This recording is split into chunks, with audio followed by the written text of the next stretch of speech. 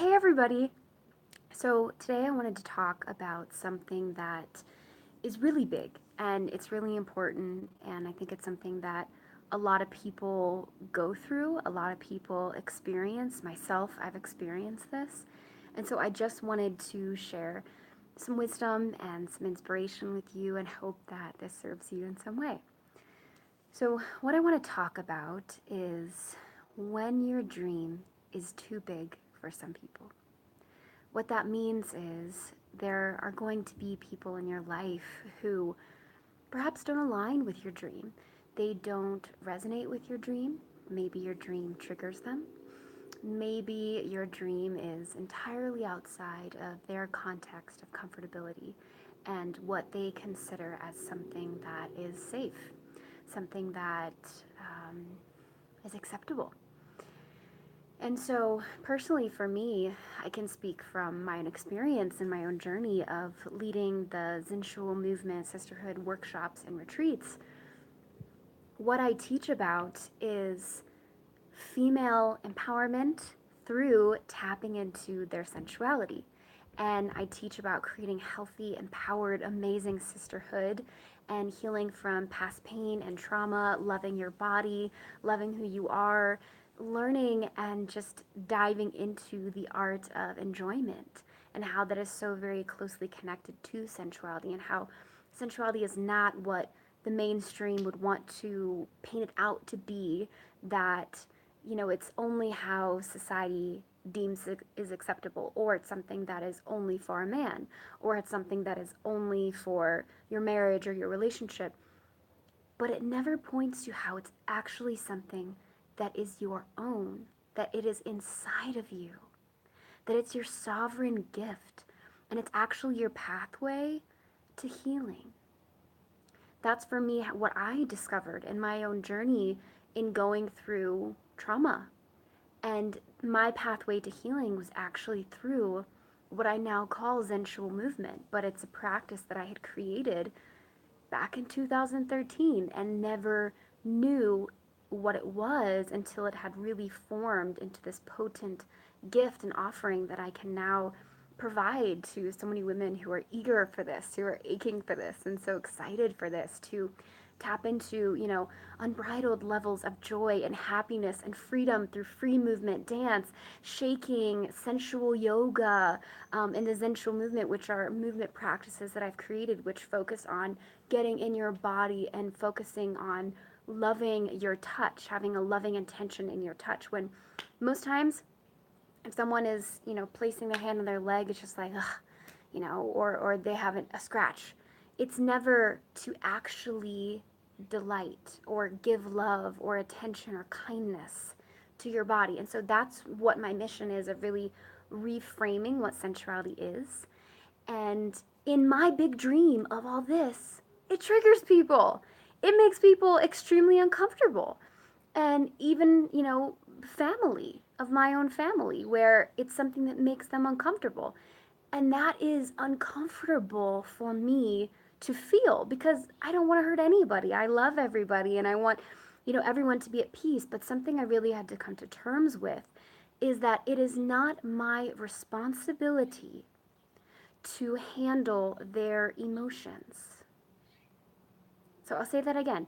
It is not my responsibility to take ownership for their emotions. If I were to do that, I would not be allowing them to have their own process. And what I'm tuning into and checking in with is what I'm doing serving humanity, is what I'm doing a huge calling on my heart, is what I'm doing benefiting others, is what I'm doing supportive for my soul, is what I'm doing a huge stretch for me and makes me giddy with excitement and also terrified to be so bold, brave, and authentic and bust paradigms? Yes. And then if so, that's your path. And you gotta stick with it. Because these are the tests and the trials that come when you have a dream that is so big. And it's gonna be too big for some people. And that's okay. So that's what I really had to land on, is that I am not giving my message out to people who are not yet ready to assimilate it. That's not who it's for.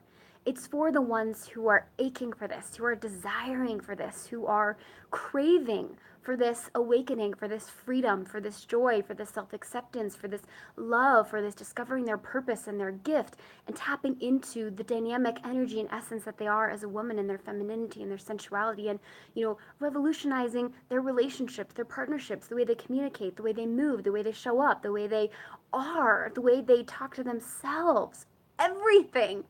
Sensuality is connected to everything. I think it's very deeply connected as well to your spirituality. And for me, my sensuality is very connected to my spirituality. When I'm tapping into my sensuality of my stillness, slowing down, being present, enjoying, that's when I feel closest to God. That's when I feel closest to the divine. And that's what I'm inviting people into, is how when they access through movement their sensuality, they access more of who they are, and they deepen their connection to the divine and to God. And I think that's something that a lot of people, some people who consider themselves maybe more conservative, that's a harder train for them to hop on. And it's something that doesn't necessarily make sense to them. But there are people who it will make sense to. And that's what I really had to land on and ground into, is that's who I get to communicate for. If you have a message inside of you, if you have this gift that is inside of you that you're ready and wanting to give, there absolutely are people who want to hear it, who want to be on the receiving end of it. And it just takes your courage and your conviction and your dedication, and keep getting up every day, even when it's hard, even when people are saying, too much of this, you're too much of that, you're too little of this, all of that. Let that go to the wayside, because it does not belong to you. Tune in with yourself. Is this my thought? Do I believe this? Do I agree with this? Do I align with this? Is this actually serving my growth? If it's not, acknowledge that's their emotion.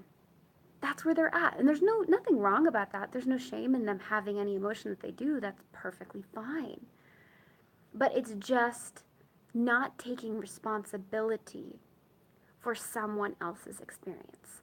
That's how you get emotional freedom. And that is the ticket that is necessary for you to actually reach the goals, the dreams, and desires that you have and that you want to achieve.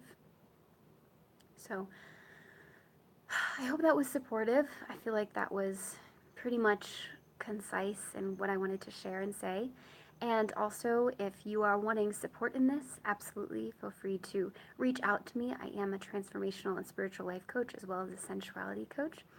And I offer one-on-one life coaching, as well as coaching programs where it's a 6-month mentorship program. And the newest one that I have out is called Sensu Soul Awakening. And it's kind of like the Sensual Movement Sisterhood workshop, but essentially in the form of an online program for women who maybe don't feel comfortable yet going to a workshop, or who are not in an area where they can access, if they're not in Colorado, if they're not in Ohio, because those are the two places that I'll be having my Sensual Movement workshops. And then the Sensual Movement Sisterhood Retreat is coming up in Colorado in October, which I'm super, super excited for. I'm going to have a guest speaker there, and she is also a life coach. She's a nutritionist, and she is a women's empowerment coach. So I'm really excited for her to be there and share her wisdom with all of you special, amazing ladies who get to be a part of the Sensual Movement Sisterhood Retreat, which will be 3 days, October 19th to the 21st, and there are going to be early bird discount right now, and that will last until October 1st. So definitely reach out to me to hear more details about that. It's going to be in a gorgeous mansion out in nature, 3 days with sisterhood and movement, dance, sensuality, enjoyment, delicious organic food, so many different wisdoms from different cultures, all about sensuality arts and the history of sensuality and women's empowerment and women's circles and sharing and journaling and yoga, just so much amazingness that I'm so excited to share and give. And again, it goes back to the message of, when your dream is too big for some people, even me sharing about Sensual Movement Sisterhood, there are people who on my Facebook or Instagram or even YouTube, it might trigger them. It might make them feel uncomfortable, because sensuality is often a taboo topic. But what's crazy is to me it's not. To me it's so natural. To me it's so beautiful and innocent and organic. And I think it's necessary to have a reframe in our minds of what sensuality actually is. That's why I feel like I have such a big mission of supporting women to let go of shame, to actually tap into their sensuality, because that's what I had to let go of. And now that I've let go of that, it's so much more free, it's so much more beautiful, it's so much more delicious and empowering and amazing. And I actually feel like I am being fully who I am, 100%. I'm not hiding anything, because what life is that to hide something that you feel called to be and share and show up as? So much love to you, and I hope that this was inspiring, and just continue to forge ahead. Continue to trust in yourself, and also have people in your life who see your mission, who support your mission, and who can provide you maybe with the tools of what it will take to develop that emotional resilience when there are people in your life who maybe are not being supportive, and that definitely hurts. But any great revolutionary, they had people who were not supportive of them. It's an unfortunate natural byproduct of when you are ruffling the feathers, so to speak, of the status quo. It's an unpleasant place to be in if you are a people pleaser. That's the painful truth of it. But if you can get to a place where you don't care whether or not you are accepted by people who don't accept you, it's like a revolutionary concept, but it's so big and it's also so simple at the same time, that you know who you are, you're listening to your core, your guiding light. Hi there. Thank you so much. Yeah, I'm glad to be back too. You're following your guiding light, and you're trusting that, and you're continuing to move forward, and not letting the voices of what someone else may think affect how you show up in your life. So that's a place of empowerment.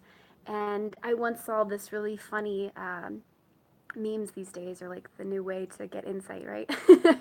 But I saw this meme, which was actually really moving, and it was of Jim Carrey wearing this funny Speedo looking thing. And the quote was, Jim Carrey is a known giver of no fucks. So I think, how in your life can you show up as that? As just being fully who you are and not giving enough. And recognizing that if you want to play small in your life, you will, because you gave more power to what other people thought of you than you did to what your real calling is.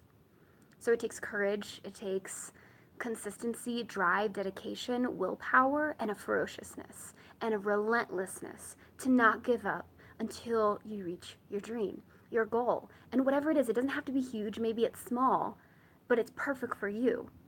So continuing every single day and inspiring yourself. If you're not having any voices in your family, friendships, relationships that are supporting you, be that voice for yourself. Be that voice. Encourage yourself. Maybe write a list of all the things that you are appreciating about what you're providing into this world. And if you have a dream to provide services for people, maybe it's, doing life coaching, or maybe it's doing nutritional coaching, and someone in your life is saying, no, you can't do that, you're not skilled enough, you're not qualified. Maybe practice on people and offer them your services just to try it out, to just get that experience, and then gain that confidence, and then hear from them what they experienced of you, and allow that to be the real voice you listen to, because they actually got to experience your service and your gift and your offering. When someone hasn't actually experienced the true nature of what your gift and your offering is, they don't actually know what it is that they're speaking into. So allow that to kind of support you on your path, and recognize you have the power to determine which voices you give value to, which voices you listen to, which voices that you allow to shine a light into your mind and into your heart. Because if you think about our thoughts kind of in the same way as our diet, we want to eat healthy, organic things, right? We're not going to eat a food that has mold on it, that has been rotting for days, that could make us sick, correct? Okay, so then why would we ever listen to a thought that is rotten, or that is poisonous, or that would cause us in our minds to get sick? Prince E was actually talking about this, Prince EA, And it was phenomenal. Such a beautiful, beautiful, poignant point that it's important to be mindful of what thoughts you are taking in as your own. Now, this doesn't mean that you only accept positive thoughts, because that's not a reality. That's not grounded. That's not truthful. Because some thoughts that are actually true are going to be like, hey, I think this is a way you're kind of being out of integrity, and this is a way you could grow and maybe show up better. Like, that hurts, but when you get to, oh, it's cores of love, then you can listen to that as well. So when I'm saying be discerning of what you're taking in as your own, I just want to add in there that when you look inside yourself and you feel when there's a thought coming in, if it feels like, just so heavy, so debilitating, just awful, and it rips you up inside, and it's like a blocker to you actually taking action on what you want, maybe look at, why is that keeping you stuck? And maybe it belongs to someone else.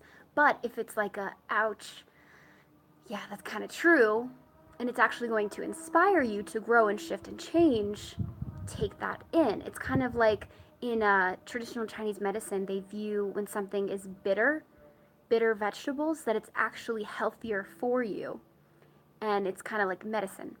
So there are people in your life that will speak into you medicine, that will support you to grow, and there are also people who will speak into you encouragement, support, and love that will help you to grow. So I think that can be the discerning level. Is it supporting my growth? So when you have a dream that is too big for some people, really, really be discerning about what thoughts you let into your mind and you accept as true, because ultimately that will affect your effectiveness at being able to continue and stride forward and make your dreams a reality. So I see you, I support you. Feel free to write in the comments. Worth it.